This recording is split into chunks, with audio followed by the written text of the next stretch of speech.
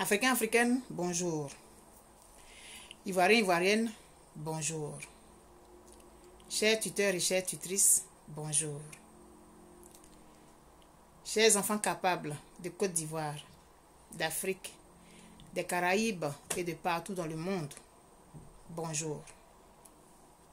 Le titre de ce direct, c'est Love Gugu, affaire Love Gugu contre Yves Dero. Ivoiriens, nous sommes tous coupables.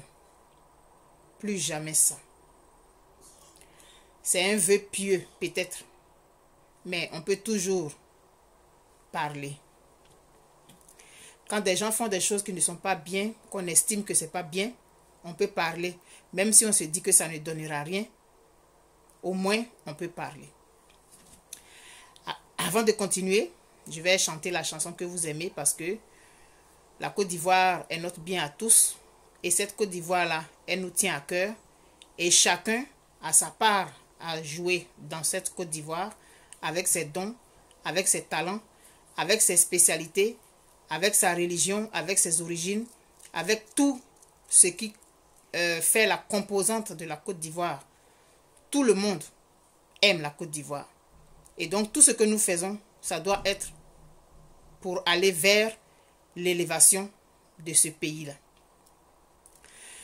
Le travail de 1000 générations construira ma Côte d'Ivoire. Elle paraîtra devant les nations dans tout l'éclat de sa gloire. Telle est son unique destinée. Puisque braves et fiers, nos aïeux sont morts pour la défendre, et moi je vivrai pour l'aimer. Cette Côte d'Ivoire-là, elle nous a vu naître, elle nous a donné tout ce qu'elle pouvait nous donner, elle nous a vu grandir, elle nous a scolarisés, elle nous a soignés, elle nous a protégés du froid, de la pluie et tout. Aujourd'hui, nous sommes devenus des personnes adultes. Et grâce à la magie de la technologie, aujourd'hui on peut parler à des gens qui sont loin de nous, séparés de millions, je vais dire de milliers de kilomètres. Mais on peut se parler en temps réel. Je suis arrivée sur les réseaux sociaux en 2010. Je m'amusais. Et puis à partir de 2017, j'ai commencé à faire vraiment des vidéos. La première vidéo que j'ai eu à faire, c'était la symbolique du ballet qui parlait de solidarité africaine, qui parlait de solidarité dans nos pays et qui présentait le ballet comme étant un instrument qui est difficile à briser quand on le plie. Mais quand on prend les brindilles individuellement, il est facile de les casser. Et que tant que au niveau de l'Afrique, nous n'allons pas comprendre que nous sommes embarqués dans la même galère, nous allons avoir toujours les mêmes problèmes parce que nous avons les mêmes problématiques. Si au niveau de nos pays, nous allons en rendre dispersés et que nous ne nous considérons pas comme un balai, on va toujours rester là, on va stagner, on va crier, les générations vont se suivre et ça va être toujours la même chose. Tranquillement, j'ai commencé à faire des vidéos de plus en plus engagées jusqu'à ce qu'à un certain moment, je me retrouve en plein, on va dire, cyberactivisme. Par la force des choses. Pas parce que je suis la plus intelligente, mais parce que c'était la force des choses. Et à un moment donné, tu deviens le porte-voix de milliers de personnes qui s'identifient à toi et tu te sens dans l'obligation de ne pas les décevoir. Donc, tu prends souvent des décisions, souvent tu prends des positions, peut-être pour toi, pour contenter ces gens, ou alors parce que tu es dans ta vérité, mais cette vérité-là, elle peut choquer certaines personnes. On décide de prendre la parole par rapport à notre pays, par rapport à un certain nombre de choses qu'on voit, qui nous choquent, et après, on se dit, bon, moi je dois dire ce que je pense, et puis, tranquillement, on glisse souvent vers du débordement. Et c'est à cet effet-là que j'ai fait une vidéo, je ne sais plus, il y a peut-être un mois, où j'ai demandé pardon à tous ceux que j'ai pu choquer parce que j'ai vécu une situation avec le challenge IV capable. Je vais revenir à ce sujet-là tout à l'heure dans le corps de mon direct. J'ai vu que souvent, on peut te prêter des intentions. Et donc, je me suis dit, ah donc peut-être que j'ai eu à prêter des intentions aussi à certaines personnes. Et donc, j'ai fait une vidéo pour m'excuser auprès de tous ceux que j'ai peut-être choqués par mes prises de position tranchées. Mais heureusement que je fais vraiment l'effort de ne jamais verser dans les injures. Le chemin j'ai donc poursuivi mon chemin de 2017 jusqu'à ce jour. Et à un moment donné, j'ai remarqué qu'il y a une nouvelle génération de personnes de YouTube, de vidéomans et vidéowoman qui sont apparus sur les réseaux sociaux.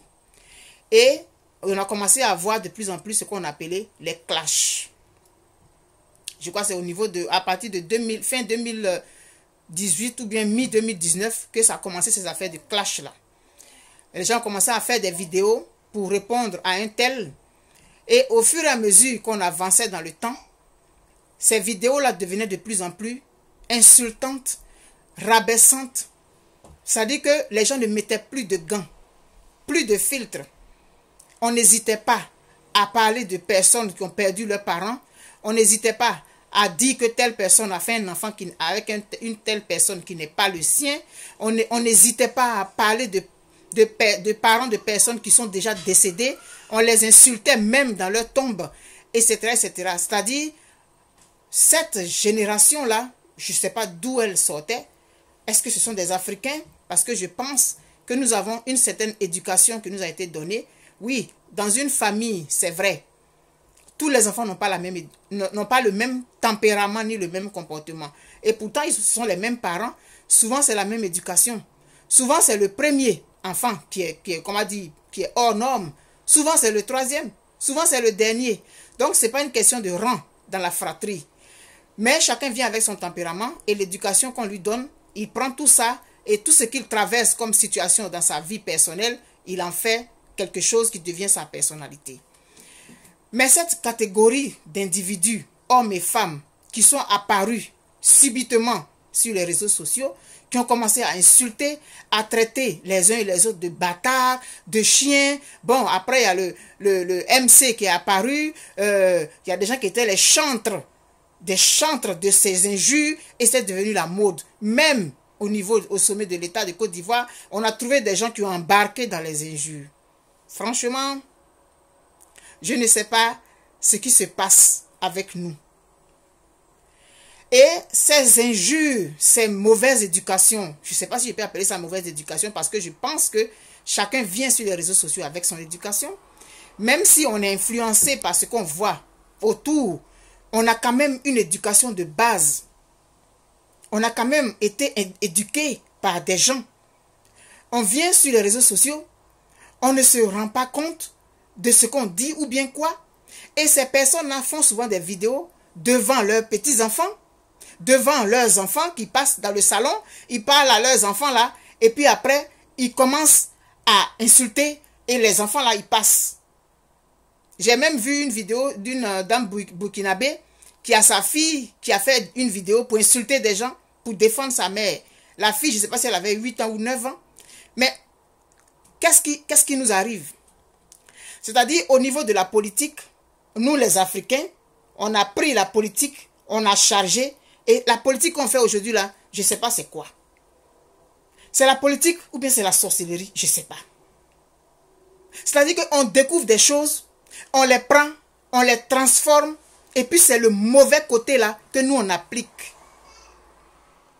Nous avons notre tempérament, nous avons nos paradigmes en tant qu'Africains. Nous avons notre éducation qui nous a été donnée. Nous avons notre façon de vivre. Nous avons nos façons de réagir par rapport à des situations. Maintenant, si des choses arrivent qu'on veut prendre, on peut les adapter à nous et puis en faire quelque chose de bien. Mais non, nous, c'est le contraire qu'on fait. Aujourd'hui, la politique a brisé des familles graves, brisé des régions. Des gens sont allés en rang dispersé. À cause de la politique, à cause de mon leader politique, je ne te parle plus jusqu'à ma mort. À cause de la politique, je te vois pleurer, toi mon frère, je m'en fous. Parce que toi et moi, nous n'avons pas le même leader politique. Parce qu'un jour, tu as critiqué mon leader politique. Je n'ai pas aimé ça. Donc, quand tu es dans le deuil, je viens danser quand tu es dans le deuil. Ça, c'est nous, notre façon de faire la politique, ça. J'en viens maintenant aux réseaux sociaux. Les gens, ils ont créé leur réseau social. Nous, on dit qu'on est fort. On est fort dans transformer tout négativement. Chapeau au peuple africain, d'Afrique noire. Chapeau à vous. C'est vrai, les autres, on ne sait pas ce qui se passe sur les réseaux sociaux au Japon, en Chine. Moi, je n'en sais rien. Mais ça ne me regarde pas parce que moi, je parle de mon peuple. Et aujourd'hui, surtout les Ivoiriens, on est devenus des champions en ce qu'on appelle mal parlage. Et chacun veut être celui qui parle mal.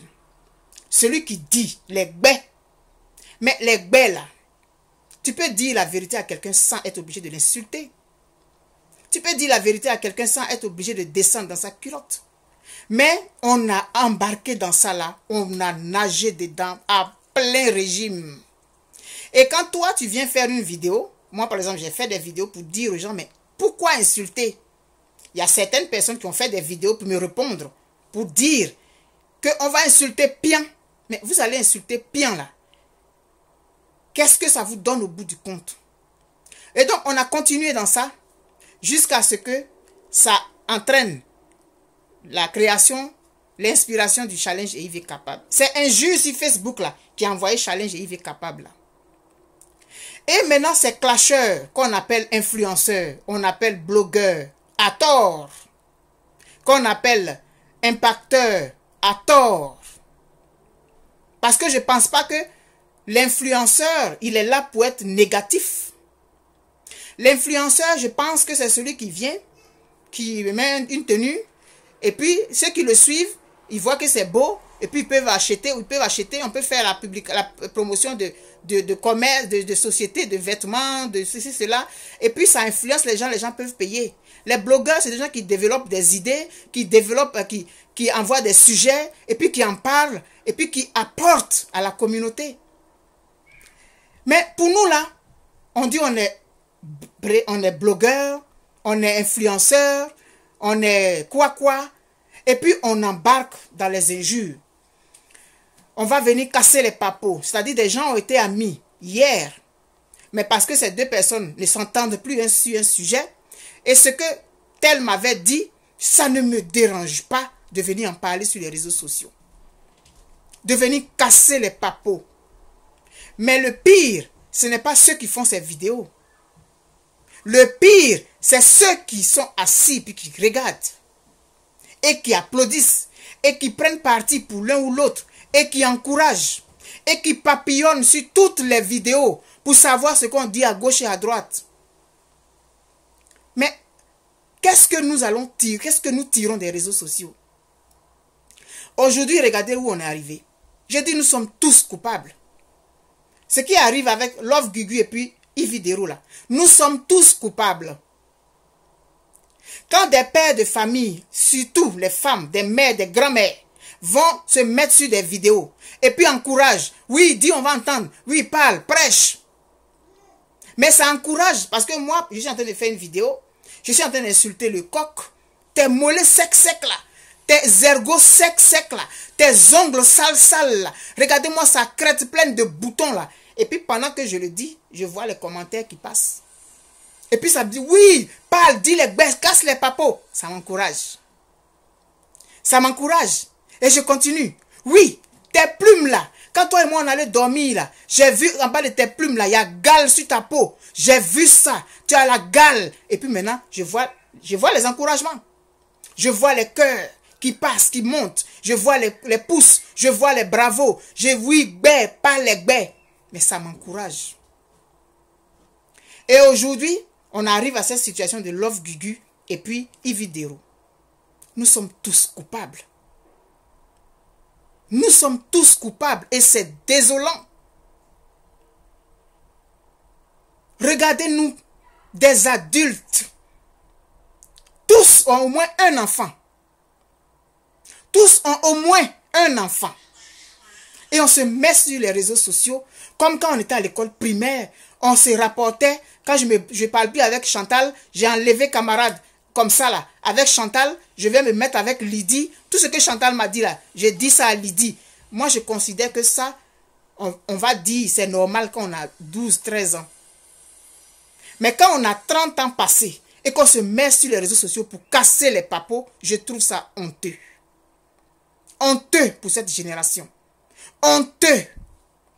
Et aujourd'hui, Love Gugu, Yves Dero, voyez, on s'en va encore dedans. Wow, wow, wow, wow, wow. Elle n'a pas dit ça là. On envoie en direct. Hier, j'ai suivi un direct. Il y a un certain Yaka Yaka qui m'avait clashé selon lui en 2019. Ou en 2018, je ne sais plus, quand DJ Arafat est décédé. Et puis, il y a eu la profanation de sa tombe. J'ai fait une vidéo pour dire, pour m'en prendre à feu Ahmed Bakayoko. Pour lui dire, mais vous n'avez pas, vous n'anticipez pas. Une rumeur, on doit prendre une rumeur au sérieux quand on est à la tête d'un État. Même dans une entreprise, il faut toujours prendre la rumeur au sérieux. Les gens avaient commencé à raconter des choses sur les réseaux sociaux parce qu'on s'est rendu compte que les réseaux sociaux, c'est une force. La preuve, le challenge est capable. Il a été lancé sur les réseaux sociaux. On a vu les résultats dans la vraie vie. Mais c'était pour une bonne cause. C'était pour une bonne cause. Et donc, je disais, je faisais le reproche à Feu Ahmed Bakayoko en rappelant des choses qui sont passées, des situations qui auraient pu dégénérer, comme pour Didier Arafat, au temps de Roger Fulgence Kassi, mais les gens avaient été prompts et ils avaient endigué tout de suite la rumeur. Ils avaient anticipé le trajet du corbillard de Roger Fulgence Kassi a été dévié de sa trajectoire parce que les gens savaient que si on laissait ça passer, les gens allaient mettre ça en miettes. Et ils ont anticipé. Et j'ai fait cette vidéo. Le nommé Yaka Yaka a fait une vidéo. Je ne sais même pas s'il a écouté la vidéo. Je ne sais même pas s'il a regardé pour voir. En tout cas, il a regardé parce qu'il m'a insulté. Il m'a dit que j'avais un punch comme les fonctionnaires du plateau. J'ai pris ça après pour rire, pour ironiser. Ça dit, tu ne me connais pas. Tu as vu une vidéo passer parce que tu as vu que j'ai parlé de Ahmed Bakayoko. Donc peut-être que tu es un pro en bac. C'est suffisant pour toi pour venir m'insulter. Tu ne me connais pas. Tu ne sais pas qui je suis. Pas parce que je suis la plus riche, non. Mais tu ne me connais même pas. Et tu viens m'insulter. Tu viens t'attaquer à mon physique. Et puis il y a des gens qui écoutent ça. Et puis qui applaudissent. Et ils me reprochent de revenir sur des choses passées. Mais mon petit, c'est avec le passé qu'on construit le présent. Et c'est avec le présent là, qui va devenir un jour un passé là, qu'on construit le futur. Il m'a traité de fonctionnaire du plateau. Et les gens ont ri. Mais il faut pouvoir anticiper quand il y a les situations. Quand on est à la tête d'un pays, on voit la rumeur. On voit où elle s'en va. On pose des actes tout de suite là pour canaliser. Voilà 2 ans. On a fait les funérailles la commémoration de l'accident de Didier Arafat. Ce n'est pas les mêmes résultats là qu'on a vus. Est-ce que le gouvernement a anticipé? Est-ce qu'ils ont posé des actes pour anticiper? Donc ce Yaka Yaka là, il était venu me critiquer. Je ne sais même pas pourquoi. Je n'ai pas insulté quelqu'un dans la vidéo. J'ai dit ce que je pensais par rapport à la situation, que ça aurait pu être évité. Parce qu'on a raconté que ce n'est pas son vrai corps. C'était sur les réseaux sociaux. Ce n'est pas son vrai corps. C'est du caoutchouc. Il y a des gens qui disent, ils ont vu. Comme toujours. Et après avoir entendu ça, on n'est pas venu démentir. C'est-à-dire que pour anticiper, ils auraient pu venir. Ceux qui organisaient les funérailles, là, ils étaient nombreux comme ça. Ils auraient pu faire une conférence de presse et puis dire que non, on entend les choses sur les réseaux sociaux, c'est pas vrai, c'est son vrai corps, etc. Ça allait calmer, mais on a laissé aller parce qu'on a minimisé justement les réseaux sociaux. Il ne faut pas utiliser les réseaux sociaux seulement pour emprisonner des gens qui font des vidéos et qui critiquent. Il faut utiliser les réseaux sociaux comme un baromètre parce que c'est une force. Je reviens donc pour ne pas me perdre. Je reviens donc à ça. Donc, ce monsieur, il a fait Un clash, selon lui. Moi, ça m'a fait rire. Je n'ai même pas jugé bon de lui répondre parce que ça n'en valait même pas la peine. Parce que pour que tu puisses répondre à quelqu'un, il faut que tu te dises que la personne a compris ton message. Mais il n'a même pas compris. Tu vas lui répondre là, ça va donner quoi? Il ne va même pas comprendre. Tu vas perdre ton temps pour venir répondre. Moi, je ne fais pas les clashs. Mais il y en a qui sont friands de ça. C'est de là que je dis que nous sommes tous coupables. Aujourd'hui, ce qui est arrivé là, nous sommes tous coupables. Il y a combien de personnes qui font les vidéos pour clasher? Il y en a qui se nourrissent de ça. Oui, c'est vrai, souvent c'est bon d'aller écouter pour voir un peu, prendre la température. Mais ça ne peut pas devenir notre nourriture quotidienne. Je ne vais pas citer de nom, mais il y en a plusieurs. Celle-là fait une vidéo pour répondre à tel. Tel fait une vidéo pour répondre. Et puis l'autre fait une vidéo pour répondre à l'autre qui a répondu. Et puis maintenant moi aussi, je viens faire une vidéo pour répondre à celle qui a répondu, à l'autre qui avait répondu. Et puis c'est des épisodes. Et puis on est dessus. À longueur de journée. Et au fur et à mesure qu'on était dans ça, mais ça donne des ailes. Plus de respect. Plus de considération. Le respect même pour notre semblable, simplement. On ne l'a plus parce qu'on veut faire des vidéos, on veut faire avoir le maximum de vues, on est fier d'avoir 150 000 abonnés, c'est bien, bravo. Mais aujourd'hui, on prend un sujet d'actualité, on parle de l'anatomie de quelqu'un, de son physique, on se moque, la personne a un gros front, la personne a des oreilles décollées, la personne a ceci, cela, ses pieds sont secs, je connais telle personne qui m'a dit ceci, de cela, et puis je connais l'autre là qui avait dit ça, des pères et des mères de famille qui se mettent sur les réseaux sociaux pour faire ce genre de choses. C'est honteux. C'est honteux. Je souhaite de tout cœur. Je vois, actuellement il y a des vidéos. Je vais parler un peu. Quand le président Laurent Gbagbo est revenu de Belgique, ce qui s'est passé à l'aéroport, là, ça a choqué tout le monde. Moi aussi. Ça m'a choqué aussi parce que je suis une femme.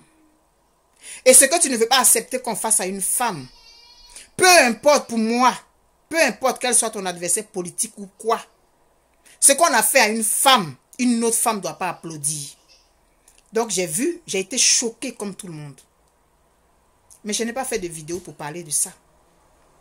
Parce que mon éducation m'interdit d'aller crucifier une personne qui est plus âgée que moi. Mon éducation m'interdit de faire ça. Même si je suis fâché et que j'en parle en privé, ne pas faire de vidéo pour insulter le président, ça ne fait pas de moi une hypocrite. Parce que les gens utilisent le mot hypocrite sur les réseaux sociaux, ils ne savent même pas ce que ça veut dire.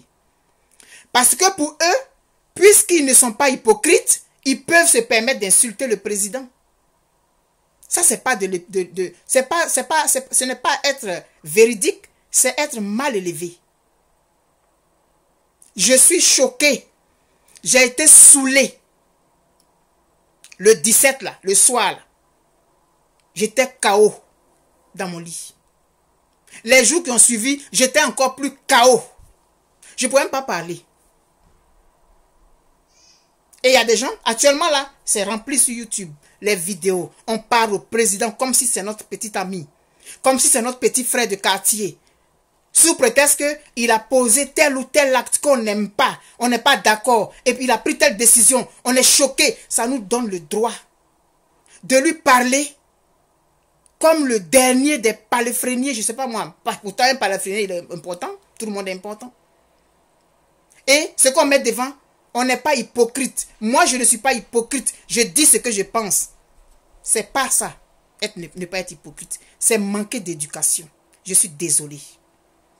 C'est manquer d'éducation. On manque tous d'éducation. On confond tout et rien. Je ne sais pas, mais je ne sais pas quand j'écoute des vidéos, mais je tombe des nues. Je tombe des nues. Et nous sommes devenus des champions du soi-disant mal parlage. On n'est pas des hypocrites. On dit ce qu'on pense. Mais l'éducation là. Et ce sont nous, des parents là. Nous qui avons la charge d'éduquer des enfants. Nous sommes grands-parents. Nous, on se comporte comme ça sur les réseaux sociaux. Mais nos enfants, ils vont faire quoi? Si nous-mêmes, nous comportons comme ça. Tu vas accepter que ton enfant vienne t'insulter sur la place publique sous prétexte que tu as fait quelque chose à sa mère? Tu vas accepter ça? Ce que nous ne sommes pas capables d'accepter, nous voulons que d'autres le fassent.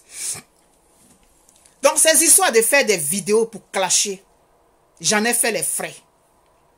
Ah oui, j'en ai fait les frais. Et de la plus douloureuse des façons. Je ne vais pas revenir sur ce que vous savez déjà.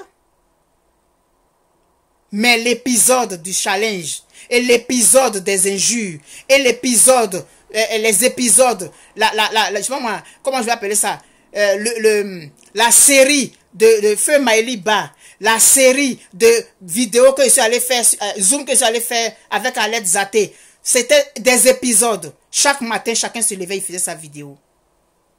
Et on accuse des gens. Selon ce que nous on pense là, on décide d'accuser quelqu'un pour rien. Salir sa réputation, on s'en fout. On m'a traité on m'a dit que j'ai tué Maëli Ba. On m'a dit que j'ai volé son projet. On m'a dit que j'ai volé ceci et cela. On a dit que j'ai fait ceci et cela. On allait fouiller dans la poubelle, partout pour chercher des choses pour venir m'incriminer. Pourquoi au bout du compte? Pourquoi au bout du compte? On a fait nos vidéos, on a gueulé, on a vociféré. Aujourd'hui, c'est le calme. Mais on ne se dit pas, mais ce que j'ai fait comme vidéo tel jour-là, est-ce que c'est fini? Parce que les vidéos, elles sont toujours là, les gens vont toujours regarder. Ce que tu as dit de quelqu'un un jour, là, ça va continuer. Tant que la vidéo est sur les réseaux sociaux, mais les gens vont continuer à regarder. Et on dit qu'on fait la politique. On vient, on insulte quelqu'un parce que la personne est notre adversaire politique. On rentre dans sa vie, on rentre dans sa partie intime, on sort selon nous des papos, on casse, et puis on est content. Quand la personne dit ce qu'on a envie d'entendre, on est heureux. Qu'est-ce qui nous arrive? Hier, j'ai écouté donc une vidéo, un direct, où on parlait de Love Gugu et puis Yves Dero. Des gens ont appelé pour faire des témoignages. Mais c'est grave. On est traumatisé, je pense. Est-ce que c'est la crise de notre pays qui nous rend comme ça? Mais on est devenus tous des charognards et des vautours.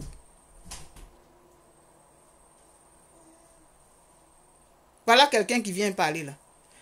C'est-à-dire, aujourd'hui, on dit qu'on fait la politique, on dit qu'on est militant de parti politique, on ne sait même pas c'est quoi un parti politique. On ne connaît même pas on connaît pas, comment on appelle ça, règlement intérieur et statut de ces partis. On ne connaît pas les lignes de ces partis politiques parce que le monsieur vient de mon village, donc je suis son militant. Et quand quelqu'un décide de critiquer, automatiquement cette personne devient notre ennemi.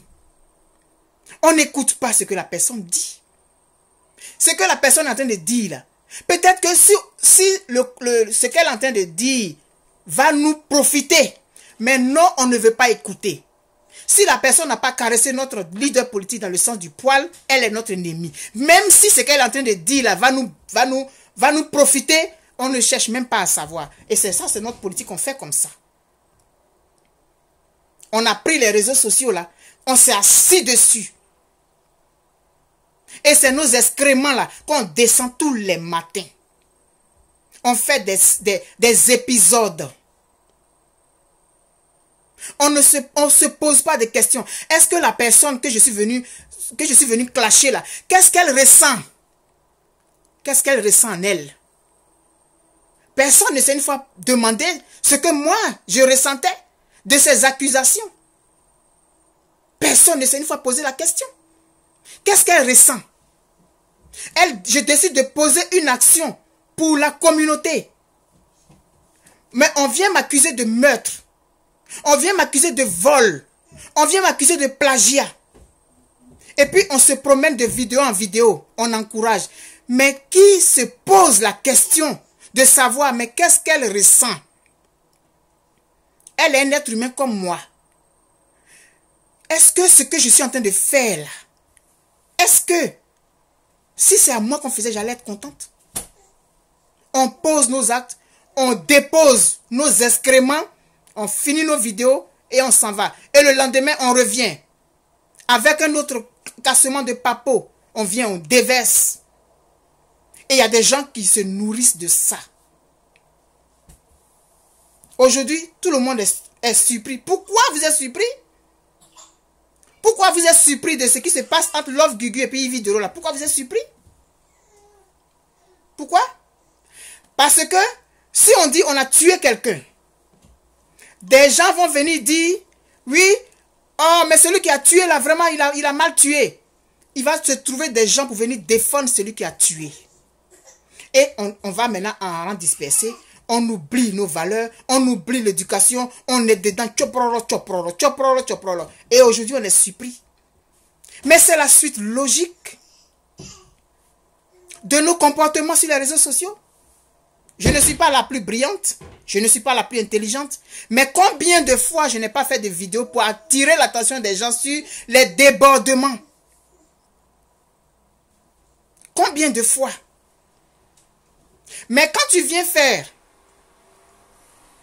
critiquer ça, il se trouve des gens pour venir te critiquer parce que tu as critiqué les débordements. On te traite d'hypocrite parce que tu ne dis pas ce que tu penses.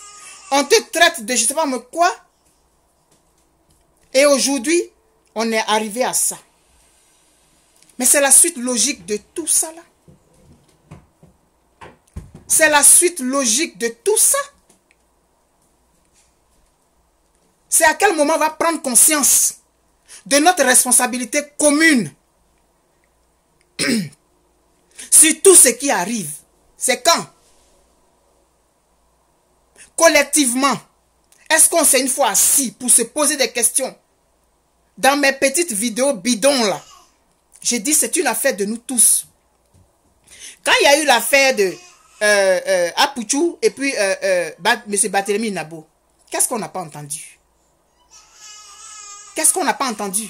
Même si on dit qu'on a raison ou quoi, ça ne nous donne pas le droit de venir insulter une personne qui est plus âgée. Moi, j'ai été choqué, comme je dis, comme tout le monde, parce que j'ai vu à l'aéroport le 17 juin. Mais est-ce que j'ai fait une vidéo pour autant?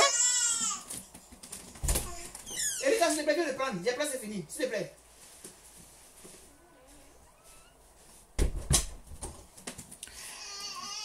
Est-ce que pour... Excusez-moi, c'est mon petit-fils. Est-ce que pour autant, j'ai fait une vidéo pour insulter le président Gbagbo? Non, je n'ai pas besoin de l'insulter. Je n'ai pas besoin. Je prie que tout s'arrange. Mais venir insulter le monsieur, le traiter de tous les noms, on peut le faire. Mais on peut s'interdire ça. Moi, je n'y pense même pas parce que ça ne fait pas partie de mes valeurs. Donc, je n'y pense même pas. Non. Pourquoi j'ai pensé même à aller faire une vidéo et puis je me dis, non, je n'y pense pas. Collectivement, il est temps que nous puissions prendre conscience et voir la gravité dans laquelle nous sommes sur les réseaux sociaux. Nous sommes devenus impitoyables. Impitoyables. On peut tuer quelqu'un avec nos vidéos.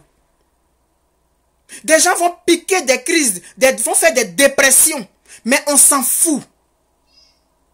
On va faire nos vidéos, on va faire nos vues, et puis quand on a fini de déposer nos excréments là, on fait sortir maintenant des produits qu'on vend.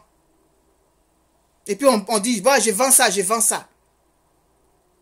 Et puis nos suiveurs, nos followers, oui, oui c'est vrai, je veux. Nous avons des enfants, nous avons des petits-enfants. Si nous-mêmes, actuellement, on est comme ça là, eux, ils vont être comment? Ils vont être comment? Quand on a fini de briser la vie de quelqu'un, quand on a fini de briser l'amour propre de quelqu'un, quand on a fini de tuer le mental et le moral de quelqu'un, on propose maintenant nos produits qu'on vend. Et là, les gens, ils ont oublié, tout de suite, ils ont oublié. Bon, oui, je veux, donne-moi ton adresse et tout. C'est notre société là, ça. Et c'est avec ça là qu'on va construire la nouvelle Côte d'Ivoire. Vous me faites rire. Dans 30 ans, on sera encore au même niveau. Alors, il est temps de tirer la sonnette d'alarme parce que c'est grave. Je ne suis pour ni à gauche ni à droite. c'est la situation que je suis en train de juger. Quand nous allons essayer de nous intéresser à des choses plus constructives, parce que quand tu t'en vas écouter cassement de papo, quand tu as fini d'écouter là, tu me dis ce que ça t'a apporté, toi, concrètement. Rien. Zéro. Zéro. Tu vas aller rapporter ce qu'on t'a dit dans une vidéo. Quelqu'un a dit. Toi, tu vas aller dire à d'autres. Et puis, comme une traînée de poudre, la personne, son honorabilité, son amour propre, sa respectabilité, c'est parti. Et la vidéo est finie. On n'en parle plus. Mais les conséquences sur la vie de la personne que vous avez crucifiée, est-ce que vous y pensez? Quand vous avez fini de gueuler, de vociférer là, et puis vous avez fini de vous faire applaudir par vos suiveurs, qui sont assis sur la tête, au lieu d'être assis sur leur derrière. Parce que quand tu es assis sur ton derrière, ton cerveau est là et puis tu écoutes. Mais quand tu es assis sur ta tête, c'est ton derrière qui écoute. Donc, aucune capacité d'analyse. Et c'est avec ça là qu'on va construire la Côte d'Ivoire. Parce qu'on habite à l'extérieur du pays. Mais la Côte d'Ivoire, c'est chez nous. Hein. Alors, c'est la suite logique. Pourquoi on crie au scandale?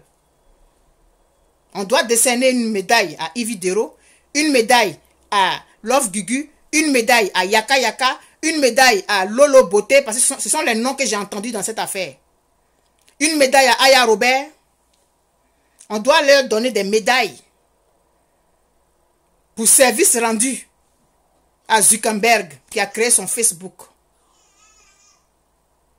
Lorsque on va prendre conscience, nous tous, de façon collective, du danger dans lequel nous sommes embarqués, on va chercher à réfléchir, à faire des choses plus positives avec les réseaux sociaux. Des choses plus constructives. On va trouver l'Oscar du meilleur blogueur. J'ai regardé le flyer, j'ai regardé les visages qui sont dessus. C'est ceux-là qui représentent. C'est ceux-là qui représentent la société africaine, noire africaine. C'est ceux-là. C'est que j'ai vu sur les trucs là. Des gens qui ont passé leur temps à faire des clashs et à insulter les gens, et à rentrer dans la vie des autres, à descendre dans la poubelle, à descendre dans les parties intimes, à rapporter des propos méchants et tout là. C'est ceux-là on va féliciter pour ce qu'ils ont fait. Hey, on n'est pas sorti de l'auberge. Hein? Alors quand ces blogueurs, ces influenceurs vont plus avoir de gens sur leur direct, ils vont réfléchir. Mais tant qu'on va aller s'asseoir là-bas pour regarder, pour applaudir, puis pour gonfler le nombre de suiveurs, ça va continuer. Tant que c'est quelqu'un d'autre, ça ne nous dérange pas.